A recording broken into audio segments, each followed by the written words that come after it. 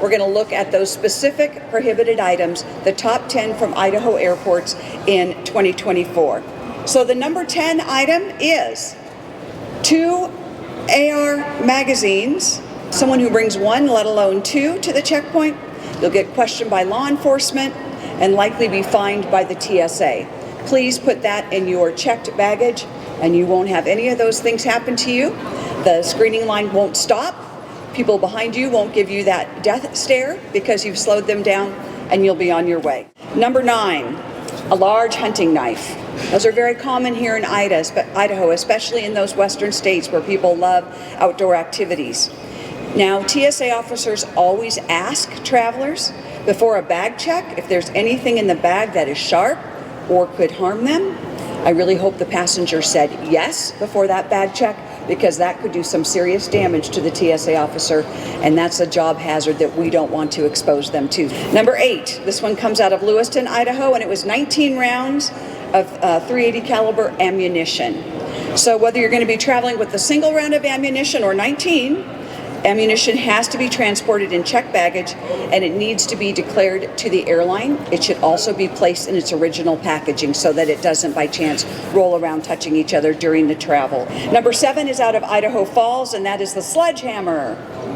So a couple rules about tools. Number 1 is any tool has to be less than 7 inches in length.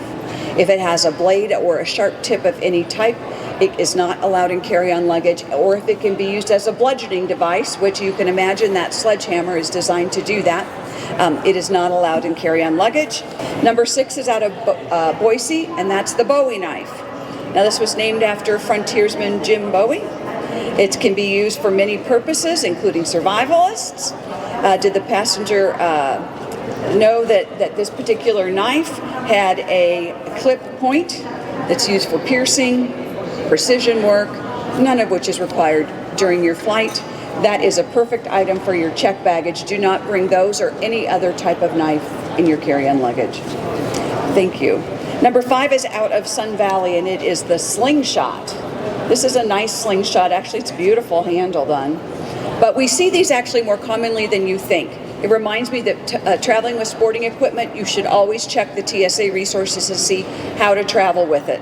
In this particular case, I like to say this one hits the bullseye because it is on our prohibited items list. Number 4 was out of Twin Falls, and that is a double-edged knife with a beautiful decorative handle. No matter how you slice it, that would never be allowed in carry-on luggage. Travelers are given the option to check it, turn it to their car, a non-traveling family member, or leave it behind, and that traveler did leave that one behind with us. Number 3 is out of Boise, and that was sort of a twofer, a knife and a firearm magazine. And so that makes us comment that 2 wrongs do not make a right. Those were in the same carry-on bag. Once again, magazines, any type of gun part should be placed in checked baggage, and knives with a blade need to be put in checked baggage as well. So that traveler learned that lesson the hard way. Number 2 is out of Idaho Falls, and that's the handsaw. So probably a tool someone might use in their job. They might have not realized it was in their bag, but that's no excuse. Handsaws, any type of tools, once again, if it has a blade or a sharp tip, not allowed in carry-on luggage. No need for that anywhere in the airport, frankly.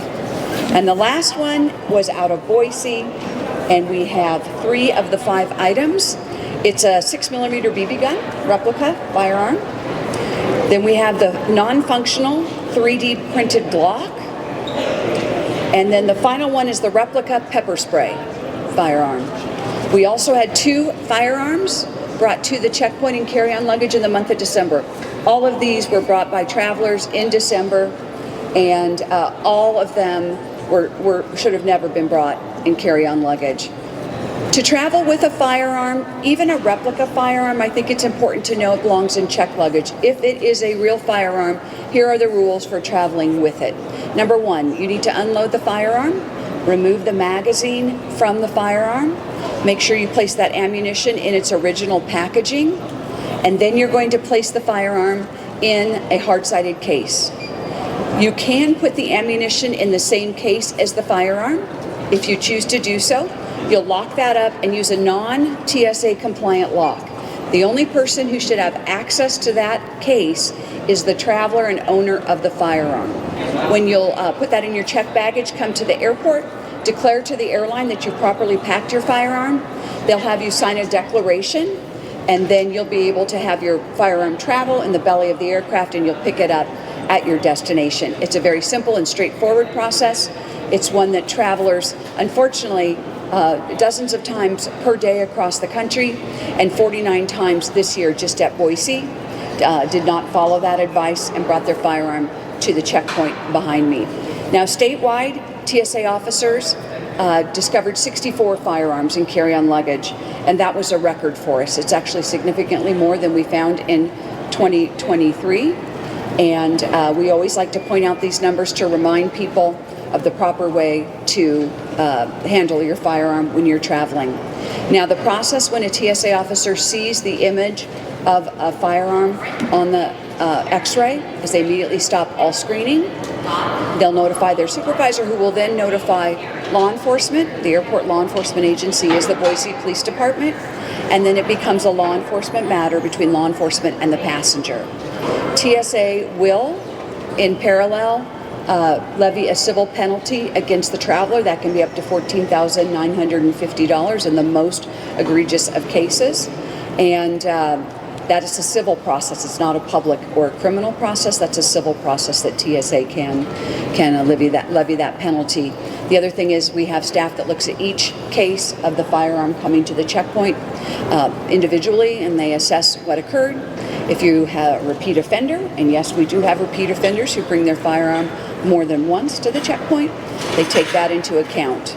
The other thing is, if you are eligible for TSA PreCheck, you are declared no longer a trusted traveler. You're no longer a low-risk traveler. You brought your firearm to the checkpoint. You'll lose your TSA PreCheck privileges for several years. And for travelers who travel regularly, that is a true penalty as well.